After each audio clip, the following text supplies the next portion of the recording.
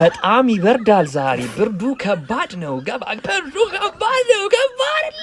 የመጀመሪያ ጨዋታ 3 ነጥብ በጠብቀ ነበር ከባድ የለም ይሄ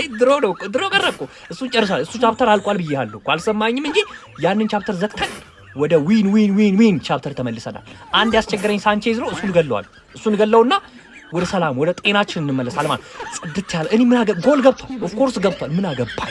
አገባኝ የምፈልገው 3 ነጥብ አግኝቼዋለሁ ገብቷል 3 ነጥብ ገባና ወጣው ቢቀዘቀዝም 3 ነጥቡ ገብቷል ነው ቼሎ እንግዲህ እዛው ለንደን ክራቨን ኮቴጅ ሄዳ ቅዝቅዝ አድርጋቸው መጣለች በሮጀርስና በፓልመር ማለት ያበደ ቲም ነው ቼሎ ይፎካከራል የሆነቴን ነው ምላችሁ ለዋንጫው ይፎካከራል 2 እና 3 ምክንያቶችን ልንገራችሁ ማለት አንደኛ በጣም ዴብዙ ሰፊ ነው ማለት ሁለተኛ ጥራት ያላቸውን ተጫዋቾችን በየሳምንቱ የማግኘት እድሉ ሰፊ ነው ለምሳሌ እንደ ጄምስ አይነት ተጫዋቾችን እንደ ላቪ አይነት ተጫዋቾችን ማለት እነዚህ ተጫዋቾች በተደጋጋሚ ብዙ ጨዋታዎችን ሲያደርጉ ጉዳት የሚያገኛቸው አይነት ተጫዋቾች ናቸው ቼሎ ግን በሳምንት አንዴ ስለሚጫወት የነሱ መጎዳት ያን ጠባብ ነው ማለት ከዚህ ውጭ ቲሙ በጣም የተጣራና ይሄ ሲስተም ለሚፈልገው የዣቪ አሎንሶ አጫወት ለሚፈልገው የሚሆኑ አይነት ተጫዋቾች ያሉት ቲም ነው ማለት ነው ጥርት ያሉ ፈርስት ሃፍ እንዳልኳችሁ የፊት መስመሩ በጣም የሚገርም ነው እያሮቹም በዛው ልክ ለዚሁ ሲስተም ምችት የሚሉ ማለት ነው እንደ ጆቫኒ ኩዌንዳ ምናምን የተባሉ አይነት ተጫዋቾች ኢስቴቫውን የመሳሰሉ ጥራት ያላቸው ተጫዋቾች የሚገርም ቡድን ማስተካከል የሚቀርበት ኦር ካመጣ ምናልባት ይሄ ሲስተም በጣም የሚፈልግ ግባኮችን ነው ይበልጥ ይፈልጋል እነ ጉስቶ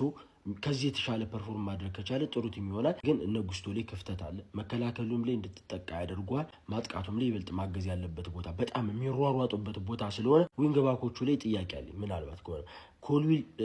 ምንም አይልም የሆነ ፋውል ሰርቶ ከዛ የአግሬሲቭነቱ ምናምን ትንሽ በስቶ ነበር ጨዋታውም ላይ ድክመት የነበረበት ኮልዊል ነው ከዛ ውጭ አቺምፖንግ በጣም የሚገርም እንቅስቃሴ ነው በተለይ ወደ መጨረሻ ዱኤሎቹ ምናምን ሲሸነፍ ነበር የሆነ ኳስ በእግሩ ሹት የተደረገበት ሳንቼዝ የወጡ ኳስ የሱስተት ይታይበት ነበር የፍጥነት ችግር የፖዚሽን ምናምን ችግር ነበረበት ግን እዛ በኋላም የሚገራርም ኳስ ነው ሲያጸዳ ሲወጣ የነበረው በተለይ ወደ መጨረሻ የሚገርም ነው የነበረው ማለት ነው ከዛ ውጭ ቼላው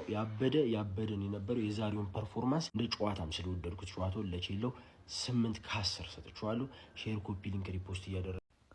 ቼልሲ 3 ምናምን ከነማ 2 ከየት እንደመጣቸው አናውቅም ሳንቼዝ ማለት ነው ሳንቼዝ በወጠጤ እጁን ማሰበር ነው ኳስ ማቆም አለበት እሱ ገና ከመጀመሩ ሊያቃጠለኝ ነው ደንቆሮ ጭባ ምንም ቂማይዝም አይደለም ኳስ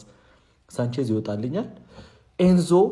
ኤንዞ ከገባ በኋላ አሪፍ ነው እንደዛ ቡ የተባለ አይስዌር ጋር እኔ ኤንዞ ተመችቶኛል በቃ እንደዚህ ሁሌ በትክክል እንደዚህ ፓስ አድርግ እስቲ ለአርጀንቲና ሲሆን እንደዚህ ብሎ የሚመጣው ጥፍራ ማህያ በትክክል ፓስ አድርግ እንደዚህ ጨዋታው እንደዚህ ባላንስ አድርግ ገብተ ኤንዞ ተመችቶኛል ማርከስ ልኳ እኔ I already have my favorite defender this season መድኃኒዓለም እንዴት ደስ እንደሚል በቃ እሱ አለ ብለህ እንድትተማመን ያደርጋል ቲያጎ ሲልቫ የሰጠኝን ፊሊንግ ነው የሰጠኝ የቼልሲ ደጋፊ ሆናችሁ የታላችሁ ይሄን ቪዲዮ በደንብ ኮፒ ሊንክ ላይ ሪፖስት እያደረጋችሁ ጀምሩት የነዚህ 3 ተጫዋቾች የፊት መስመር ጥምረት ገና ብዙ ተአምራትን የሚያሳየን ይመስላል ዣቪ አሎንሶ ቦል ኩኪንግ ጋይስ ምን አይነት አስደናቂ ቼልሲ ነው እየተመለከትን የነበረው ጨዋታው በጣም ነው የሚስበው በእውነት ፉልሃም ክብር ይገባዋል ምንም ከቼልሲ በማይተናነስ መልኩ ጨዋታው ላይ በጣም ምርጥ ብቃታቸውን አሳይተዋል 3-2 ያለቀው የቼልሲ እና የፉልሃም የመጀመሪያ ሳምንት የመጨረሻው መርሃ ግብር እጅግ አስደናቂ ለማየት የሚያጓጓ ጨዋታን የነበረው 3 የፊት መስመር ተጫዋቾች በቼልሲ በኩል 3ቱም ጎል አስቆጥሯል ሁለቱ ደግሞ ለጎሎቹ መገኘት አሲስት ማድረግ ችሏል ጆ ፔድሮ ኮል ፓልመር ኢዝ ባክ ጋይስ በቃ ኮል ፓልመር ካቻምና የምናውቀው ኮል ፓልመር በሙሉ የራስ መተማመን ተመልሷል ለማለት የሚያስደፍር ነበረ ጆ ፔድሮ ነው ቃላት የለኝም እኔ ደሞስት አንደርሬትድ ስትራይከር ኢን ዘ ሊግ ፉልሃም ግን ጋይስ ጎንዛሎ ጋርሻ በጣም ምርጥ ነበረ ካርሎን ባሲ በጣም ጥሩ የሚባል ብቃታቸውን ሲያሳዩ አምሽቷል ለቼልሲ ፈታኝ ቡድን ነበሩ ቼልሲዎች ደግሞ 3ኛውን ጎል እስከሚያስቆጥሩ ድረስ